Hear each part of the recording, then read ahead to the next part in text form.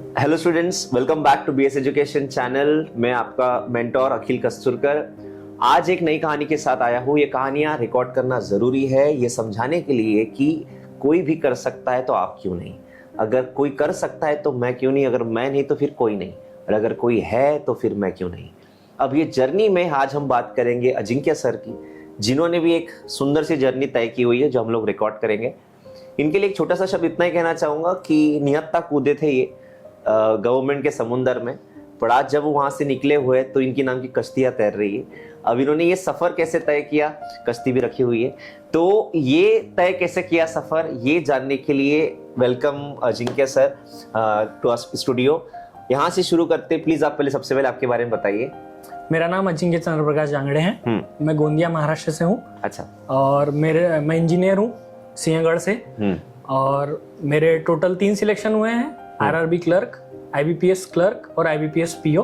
Okay, आपने अभी बताया आप इंजीनियर हो, कौन से स्ट्रीम में इंजीनियर हो? Sir computer science. अब आप कंप्यूटर साइंस में पास आउट हो, सिंहगढ़ पुणे इंस्टीट्यूट से हो, और मोस्टली पुणे गया हुआ व्यक्ति वापस नहीं आता बिकॉज ऑफ देयर लाइफ, माँ बाप से दूर है, वहाँ पे जॉब्स भी अवेलेबल थे। तो आपने फिर गवर्नमेंट एग्जाम की तरफ बढ़ने का क्यों डिसीजन लिया? सर जॉब्स तो है और मुझे लगता था कि मुझे जॉब मिल जाएगी, लेकिन जब उसके अंदर थोड़ा पता किया तो देखा है कि टर्बुलेंस बहुत ज्यादा है। जी जी, कुछ भी हो रहा है, कभी भी कुछ हो जा रहा है। राइट। काफी चीजें अच्छी है जो अपने हाथों में नहीं है। तो ऐसा चाहिए था कि कुछ स्टेबल जॉब हो, स्टेबल इनकम हो, जहां तुम्हें अपनी जॉब पे डाउट ना करना पड़े मैं कल हूं या ना हूं। Very correct. राइट। तो इसलिए मैंने सोचा कि गवर्नमेंट सर्विसेज की तरफ जाना चाहिए। ये बात भी सही है कि आप देखिए, एक आईआईटीएन बहुत मेहनत करके पहले तो आईआईटी में एडमिशन लेता है। आईआईटी में एडमिशन लेने के बाद वो वहाँ बहुत मेहनत करता है, एक उसका कैंपस होता है, वो सिलेक्ट होता है, फेसबुक में जाता है, वहाँ अपनी लाइफ सेटल करता है। अगले दिन वो उठ के जाना चाहता है ऑफिस में, वो ऑफिस पहुँचता है, उसको मेल आता है कि आपका जॉब चला गया है। और ऐसा एक नहीं से 10,000 लोग हैं। अब ऐसे मोमेंट में हम लोग खुद की लाइफ को कैसे सेटल करेंगे? अब ये तो बात सही थी। अब आपने आ गए, अब आपने डिसाइड ले लिया, कर लिया कि आप गवर्नमेंट में जाने वाले हो। अब बताइए, आप गवर्नमेंट के भी फिर बैंकिंग की तरफ कैसे मुड़े? सर तो मेरी बैच वो है जो कोविड में ग्रेजुएट हुई थी। जी। तो जो ग्रेजुएशन मेरा मार्च 2020 में होने वाला था, वो अक्टूबर 2020 में हुआ। तो जैसे मैं फाइनल ईयर में पहुंचा था, मैंने सोचा था कि मुझे ग्रेजुएशन गवर्नमेंट जॉब्स करनी है। तो मैंने ऑप्शंस एक्सप्लोर करने स्टार्ट किए, जिसमें यूपीएससी एमपीएससी भी था। तो उसमें पता चला उसमें सालों लग रहे हैं, बहुत ज्यादा कंपटीशन है, बराबर, और कुछ कहते नहीं आता। प्लस उनके अटेम्प्ट्स एक साल में बहुत कम अटेम्प्ट्स होते हैं। एक ही होता है साल में, एक होता है, हर एग्जाम का एक होता है। फिर मैंने देखा एसएससी सीजीएल कि भाई इसका कोर्स तो अच्छा है, मैथ्स है, रीजनिंग है, इंग्लिश है, ये अपन कर सकते हैं।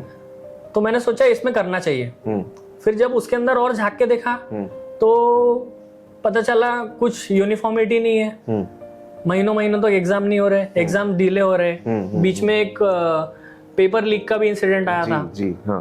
तो ऐसा लग रहा था कि ये तो अपने टैलेंट की बात ही नहीं है। राइट। ये चीजें आउट ऑफ कंट्रोल है अपने। जी।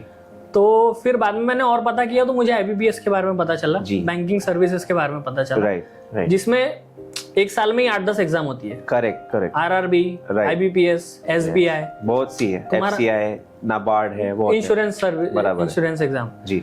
तो एक साल में मुझे एक मौका नहीं मिल रहा है। ये नहीं हुआ तो वो नहीं हुआ तो वो। एंड तुम कंसिस्टेंटली तुम उसमें देख सकते हो कि तुम्हारा क्या इंप्रूवमेंट है, कैसा क्या है। तो इसलिए अभी आप बीएस आ गए, अपनी क्लासेस ज्वाइन कर लिए, अब वहां से आपकी जर्नी क्या थी? मैं चाहता हूँ कि आपका थॉट प्रोसेस रिकॉर्ड हो कि आपने क्लासेस ज्वाइन करने के बाद आपको जब सिलेबस पढ़ना शुरू किया तब आपने क्या दिनचर्या रखी थी, पढ़ने के बाद क्या करते थे, वो पार्ट के बारे में बताइए। सर जब हमारे क्लासेस स्टार्ट हुए जी, तो पता चला कि ये तो पूरा 9-10 का कोर्स है। जी जी। और 9-10 में वाले टॉपिक्स में मुझे वो टाइम पे बहुत पढ़ने में मजा आता था। और जब मैं यहाँ आया तो वो सब पढ़ने वापस मिल रहा है, मुझे बहुत मजा आता था ये सब करने में। सिंप्लीफिकेशन ही कर रहे, सिंप्लीफिकेशन ही है वो, लेकिन उसमें भी छोटी छोटी चीजें जो तुम्हें एक्साइट करती है। राइट। और जो पुराने टॉपिक्स थे वो वापस पढ़ने में बहुत मजा आता था। तो मुझे क्लासेस में तो बहुत मजा आता था। और दूसरी चीज एक थी कि उस दिन का होमवर्क मैं उसी दिन कर रहा हूँ, मेरी 2 बजे तक क्लासेस खत्म हो जाती थी, लेकिन फिर भी मैं 6 बजे तक बैठता था। ऐसा नहीं था कि मेरे को बहुत सारे लेके बैठना है, लेकिन मुझे मजा आ रहा है, मैं कर रहा हूँ, और उससे मुझे ऐसा लगता है कि मुझे बाद में बहुत फायदा हुआ। ठीक है, अब आप बताइए, आपने प्रीलिम्स देना जब शुरू किया, मॉक्स के बारे में पहले बात करते हैं। आपको मॉक्स कैसे इंट्रोड्यूस हुआ आपकी लाइफ में? सर तो एक इंसिडेंट है, हाँ। फेब या मार्च की बात होगी जी। आपने बीएस में आपने अनाउंस किया था कि हम एक पेपर लेंगे, नॉर्मल पेपर लेंगे, और वो पेपर सबको देना कंपलसरी है। राइट। और वो पेपर में जो अच्छे मार्क्स स्कोर करेगा हर क्लास से, हर बैच से, उन लोग के लिए हम स्पेशल बैच बना रहे हैं आरबीआई असिस्टेंट के। बराबर। तो वो पेपर मैं नहीं दे पाया था, लेकिन मुझे वो पेपर का इंपॉर्टेंस बाद में पता चला जब मैं अगले दिन गया। तो वो तो अच्छा हुआ, आपने मुझे बोला कि आप दे दो, तो मैंने दिया। तो हर बैच से 4 बच्चे सिलेक्ट हो रहे थे, और सिर्फ मेरी बैच से 5 बच्चे सिलेक्ट हुए थे, और वो 5वां मैं था। आई वॉज डैम लकी कि मैंने वो पेपर दिया, और वो आरबीआई की बैच में मैं आया, आरबीआई असिस्टेंट की बैच में। तो वो ऐसा था कि भाई सब बड़े जो टैलेंटेड लोग हैं उनके साथ में बैठा हूँ। और वो टाइम ऐसा हुआ कि 10 से 15 दिन का सेशन था, जहां हर दिन मॉक होने वाली थी, और हर दिन रिजल्ट लगने वाला था। तो उस दिन से मॉक देना स्टार्ट किए। तो तब तो मजा आ रहा था, रैंक ऊपर नीचे आती थी, लेकिन वो एक्साइटमेंट की लिस्ट में इस बार मेरा नाम कहाँ आएगा। तो वो मैंने मॉक देना स्टार्ट किया। 10-15 दिन मॉक दिए, बहुत मजा आया।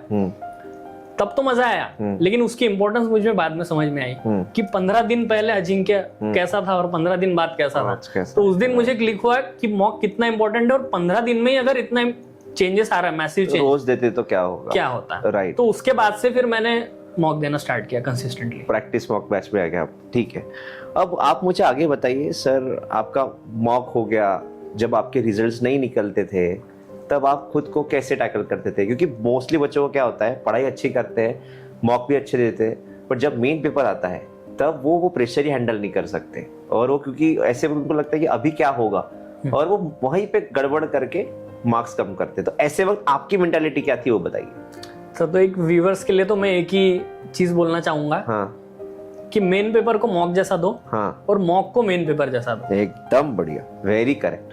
तो मॉक को तुम्हें कभी भी फुल सीरियसनेस में देना है, एंड रोज वो इंटेंसिटी दो तुम, कि आज मुझे ज्यादा से ज्यादा लाना है, ज्यादा से ज्यादा लाना है। तो वो जो इंटेंसिटी होती है उसकी तुमको आदत ही हो जाती है, कि तुम हर क्वेश्चन कॉम्पिटिटिव वे में देख रहे हो, और क्या इंप्रूवमेंट हो सकते हैं, कर रहे। और फिर एट द एंड जब तुम पेपर देने जाते हो, तो तुमको वो हाई इंटेंसिटी की ऑलरेडी इतनी आदत हो जाती है कि तुमको पेपर में कुछ लगता ही नहीं। राइट। तो ये चीज मैंने दूसरों में देखा था कि दूसरे लोग पैनिक कर जाते थे, और मैं नहीं कर पाता था। तो मैंने ये चीज देखा कि हाँ, इस चीज में फर्क आ रहा है मेरे और उसमें। राइट। ये कई बातें हमने कई बच्चों को पढ़ाई। हमने जैसे कहा कि बहुत से लोगों ने हम लोगों से पढ़ा है, पर कुछ बच्चे हैं जो हमें ध्यान से सुनते हैं। आप भी उसमें से एक थे, क्योंकि हम लोगों ने भी देखा, जैसे हम लोगों ने मॉक्स ली थी, आपने जो बताया, उस मोमेंट में जो आप नहीं दे पाए, दूसरे दिन आए, सिंसियरली दिया। Sincerity is the biggest thing I find, कि जिसके अंदर सिंसियरिटी है वो इंजीनियर है, बीए है, बीकॉम है, डजंट मैटर, उसका सिलेक्शन हो जाता है। बट इम्पॉर्टेंट है नीयत सही होनी चाहिए और ईमानदारी से काम करना चाहिए। यू वन ऑफ देम, और इसीलिए आप साथ में अपना इंटरव्यू कर रहे हैं, राइट? सर आप मुझे बताइए, आप बच्चों को क्या एडवाइस करोगे, जो बच्चे आपको सुनना चाहते हैं, जिससे उनका सिलेक्शन हो जाए? वो चाहते हैं उनका जॉब, उन्हें जॉब चाहते हैं, वो गवर्नमेंट जॉब में जाना चाहते हैं, बट कहीं ना कहीं शायद कंफ्यूज हो रहे हैं, लोड बहुत ज्यादा ले रहे हैं। ऐसे वक्त उनके लिए आप क्या डायरेक्शन देना चाहेंगे? सर उसके लिए मैं एक चीज बोलना चाहूंगा। मैं अपना एक्सपीरियंस बताता हूँ कि मैंने 12 घंटे कभी पढ़ाई नहीं की, लेकिन मैं रोज 8 बजे उठता था, और कंसिस्टेंटली वो आवर्स पे मैं पढ़ाई करता था। मैंने 9 बजे के बाद कभी पढ़ाई नहीं की। और बाकी लोग ऐसे थे जो 7 दिन 12 घंटे पढ़ाई करते थे, फिर 3-4 दिन घूमने चले जाते थे। तो वो जो गैप अप होता था, वो बहुत भारी पड़ता था उनको वापस कैचअप करने के लिए। बराबर। तो एक ही चीज थी, कंसिस्टेंसी होना बहुत ज्यादा जरूरी है सर। तुम कम पढ़ रहे हो, लेकिन हर दिन वही चीजें तुमको रिपीट करना पड़ेगा। प्लस जो तुम मॉक दे रहे हो, सिर्फ मॉक देने से नहीं होगा, उसमें एनालिसिस तुम्हारा करना बहुत जरूरी है। खुद के स्ट्रेटेजीज बनाना जरूरी है, कि मेरा ये प्लस पॉइंट है तो मैं ये पहले करूंगा। मुझे टाइम एंड वर्क बनता है तो मैं टाइम एंड वर्क का क्वेश्चन ढूंढ के निकालूंगा, पहले वो करूंगा, फिर आगे जाऊंगा। करेक्ट। और किसी पेपर में ऐसा होता है कि सिंप्लीफिकेशन ही टफ आ जाता है। जैसे पिछले बार हमारा आरआरबी पीओ का प्रीलिम्स था, उसमें सबसे टफ क्वेश्चन हमारे सिंप्लीफिकेशन के क्वेश्चन थे। तो जो लोग ये मान के गए थे मेरे 15 मार्क के तो सिंप्लीफिकेशन नहीं है, वो लोग वहां पे फंस गए जी। लेकिन जो लोग फ्लेक्सिबल माइंडसेट लेके गए थे कि मुझे इजी क्वेश्चन करना है, मुझे इजी टॉपिक पहले नहीं करना है, तो वो लोग का ही सक्सेस हुआ था उस पेपर में। आप पहले से ही इतने होशियार थे, मतलब सिंसियर थे पढ़ाई में, कि बाद में हुए? क्या था वो सीन, क्या है? सर मुझे नहीं लगता मैं एवरेज स्टूडेंट हूँ, मैं अबव एवरेज हूँ, लेकिन मैंने 8, 9, 10 तक अच्छे से पढ़ाई की है। मेरे बेसिक्स अच्छे। फिर 11, 12 गए, वो वाला मैथ्स आ गया, कैलकुलस वाला, वो मुझे उतना नहीं जमता था। मैंने जेईई के लिए प्रिपरेशन किया था, लेकिन उतना खास मुझे सक्सेस नहीं मिला।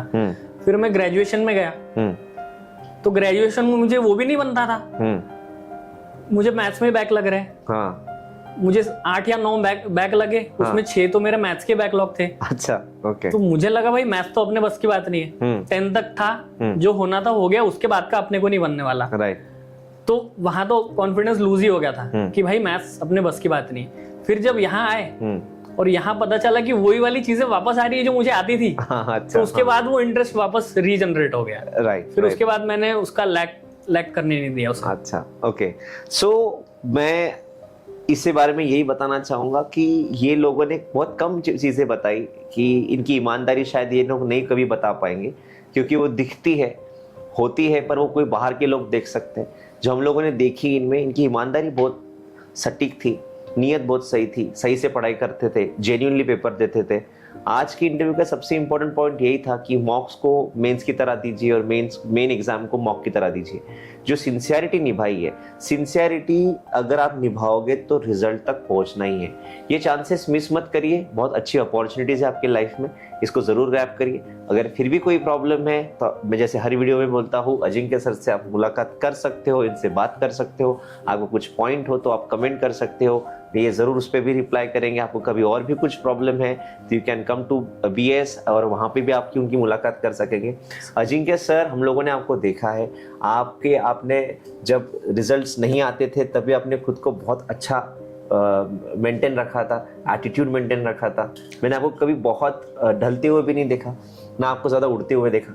आप बहुत सटीक थे, गंभीर व्यक्ति थे, आप गंभीर तरीके से चले, ये चीज़ बहुत अच्छी लगी। इनको भी टाइम लगा, इन्होंने भी ऑलमोस्ट प्रिपरेशन के बाद ऑलमोस्ट साल भर दिया पढ़ाई के लिए। उन्होंने दिया, प्रिपेयर किया, सिलेक्शंस लिए 3। मैं हमेशा कहता हूँ, लोग बोलते गवर्नमेंट जॉब नहीं है, इस एक लड़के के पास 3 गवर्नमेंट जॉब्स हैं, और क्या ही बोल ले ये जो है ये सिर्फ कंटिन्यूटी और कंसिस्टेंसी है। तो इसका ये बहुत बेहतर एग्जाम्पल है। आप ज़रूर करिए अपने लाइफ में, हमारे तरफ से आपको भी विशेष है कि प्लीज़ आप कोशिश करें, कोशिश करने वालों की हार नहीं होती, ये हमारे सामने एग्जाम्पल है। So wish you all the best for your future and congratulations again. और मिलते हैं कभी वापस। आप जरूर वापस आइएगा। अब जब नवी कोई एग्जाम दोगे, RBI क्रैक करोगे, तो वापस आएंगे, वापस इसी स्टूडियो में आपकी नई जर्नी को रिकॉर्ड करेंगे। Yes, thank you so much. Thank you.